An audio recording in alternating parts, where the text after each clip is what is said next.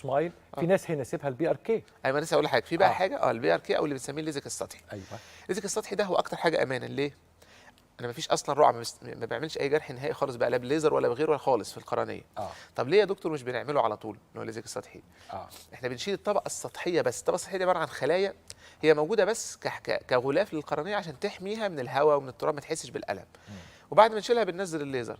طيب ليه مش بنعمله في كل الناس؟ عشان بعده على بال ما الطبقه دي بتتكون تاني بيحصل الم شديد، وجع في العين وحاجات كده لمده تقريبا 5 ايام لاسبوع، فمش كل الناس بتقدر تتحمله.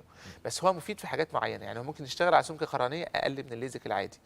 الناس اللي بتعمل العاب قتاليه يعني شغله فيه مجهود معرض انه يتخبط في عينه، ممكن يتخبط في عينه او كده، برضو ده بيبقى افضل ليه، لان بيفضل سمك يعني سمك القرنيه متماسك، او بنسميها ايه، الطبقات بتاع القرنيه متماسكه. اللي بيلعبوا كوره اللي معرض لاي صدمات عموما. خلاص. يعني برضو الناس اللي هي مثلا الطيارين، الحاجات اللي كده برضو ايه بنفضل نعمل لهم حاجات الليزك السطحي. بس زي ما قلت لحضرتك مش بنلجأ له على طول عشان موضوع الالم والوجع اللي بيبقى بعده.